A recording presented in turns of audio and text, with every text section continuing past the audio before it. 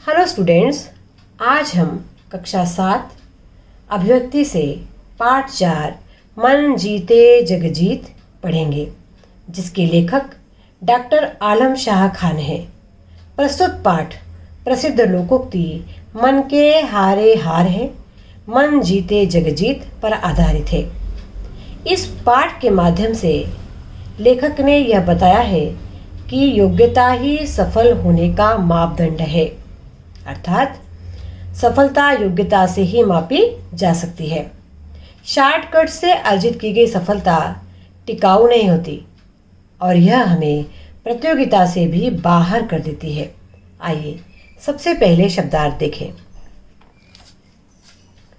परिश्रमी, मेहनती, अव्वल, प्रथम, चुनौती, ललकार, मरियल, दुबला पतला, इम्तिहान, परीक्षा, परंपरा, रीति, अचकचाना, हिचकना, तिकड़म, चाल या युक्ति, दस्तक, खटखटाना, दरख्वास्त, अर्जी या प्रार्थना, नौबत, स्थिति या हालत, मलाल, अफसोस, दुख, उछा या हुलास, इसका मतलब है उत्साह या उल्लास, जोश, उत्साह, मुस्तैदी, चुस्ती या तेजी, दस्तखत, हस्ताक्षर और ठसक, चाल ढाल।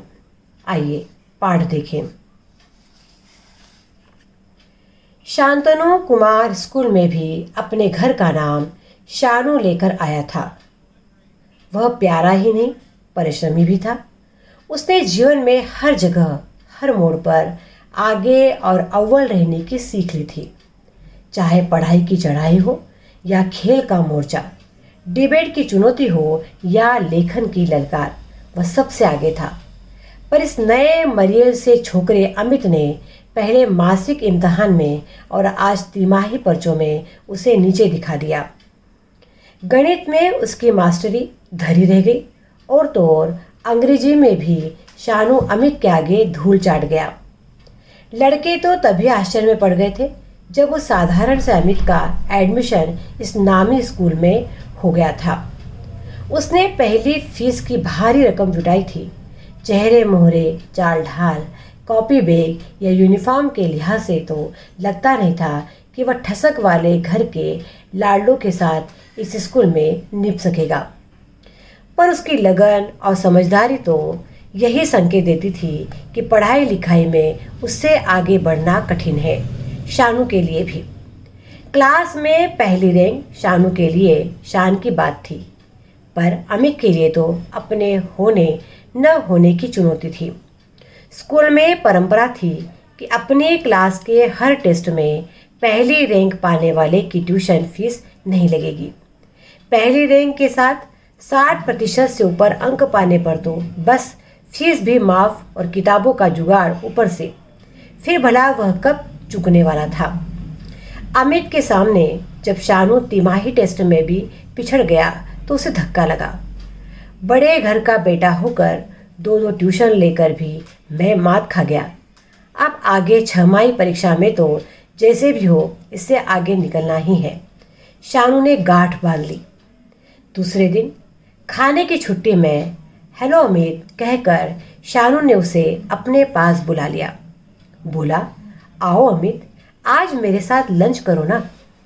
मैं तो घर से खाकर निकलता हूँ, भाभी सुबह ही सब। क्यों माँ? माँ नहीं है, पिताजी या भैया भाभी के साथ रहता हूँ, वे मेरा बहुत ध्यान रखते हैं।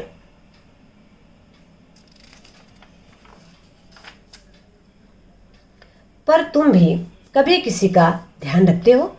पूरे 3 महीने हो गए, कभी हेलो तक नहीं की। मैंने पहल की तो भी दूरी बनाकर बैठे हो। कब से तुम्हें पहली रैंक के लिए बधाई देने वाला था, पर तुम घास डालो तब तो ना। पहली रैंक स्कूल में बने रहने के लिए मेरा आधार है शानू। पहली रैंक ही तो मैं स्कूल में हूँ, नहीं तो बाहर इससे फ्री शिप जो मिलेगी मुझे। सवाल सिर्फ फ्री शिप और कॉपी किताब का हो तो समय जुटा दूँ, कहो तो तुम्हारी साल भर की फीस जमा करवा दूँ। शानू ने कहा, तुम बड़े घर के बेटे हो, यह सही है, पर मैं भिखारी तो नहीं हूँ। शानू, अमित ने धीरे से कहा, अरे मैं तो तुमसे गुर जानना चाहता था कि आखिर तुम कैसे तैयारी करते हो परीक्षा की। शानू ने नरम होकर कहा। अब क्या बताऊं? तो मत बताओ, छमाही परीक्षा में देखना आप, शानू ने जोश से कहा और मुंह फेर लिया।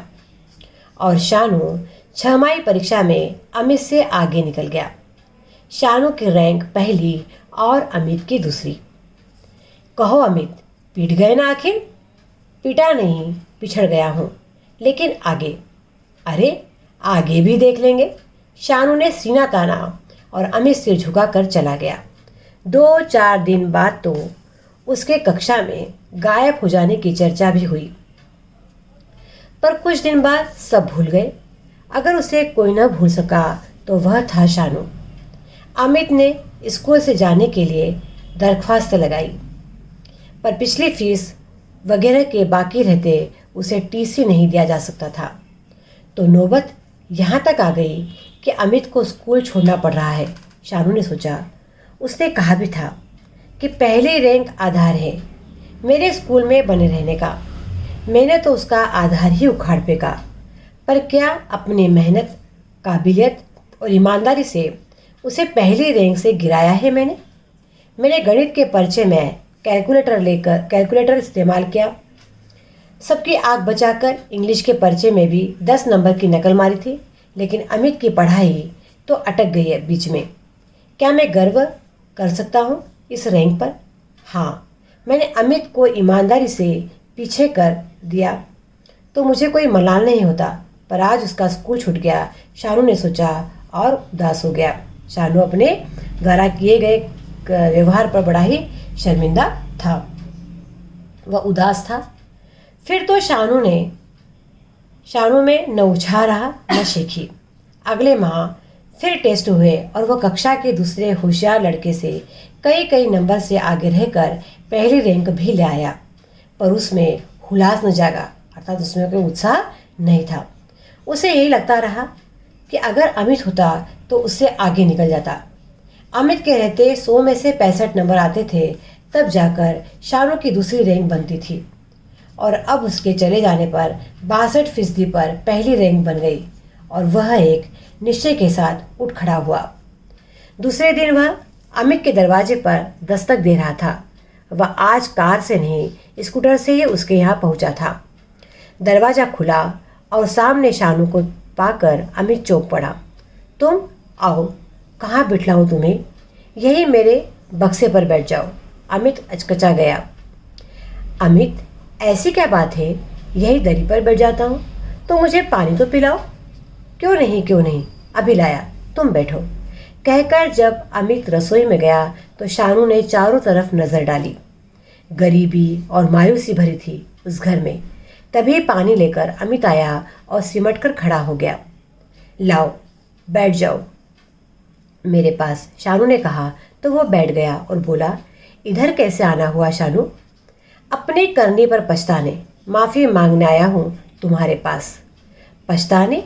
माफ़ी मेरे पास? हाँ, मैंने तिकड़म भिड़ाकर इम्तहान में तुम्हें पीछे कर दिया और हथियाली पहली रैंक, शानू कह गया। मैं समझा नहीं, पर मैं समझ गया हूँ। अमित की दगा फरेब से पाया गया दर्जा बेकार है, और कमज़ोर मुकाबले की जीत में भी वह मज़ा नहीं जो मजबूत प्रतिद्वंदी के सामने पिछड़ जाने में है ना। अर्थात यदि मुकाबला बराबरी का हो तो जीत की खुशी ज़्यादा होती है। क्या कह रहे हो तुम? शानू की बात अमित को ठीक से पल्ले नहीं पड़ी। सच अमित, तुम्हारे चले जाने के बाद मुझे चुनौती देने वाला कोई दिखता ही नहीं, तो मेरी पढ़ाई भी ढीली पड़ गई। सच अमित, तुम वापस आ जाओ स्कूल में। मैंने तुम्हारी पूरी फीस जमा करवा दी है। पर क्यों? इसलिए कि मन के हारे हार है, मन जीते जग जीत। मैं तुमसे जीतकर भी मन से हार गया हूँ। तुम्हें चुनौती देते हुए मैं अपनी पढ़ाई में मुस्तैदी से जुटा रह सकूँगा। जो कुछ मैंने किया है वह अपने आप को मजबूत बनाने के लिए किया है।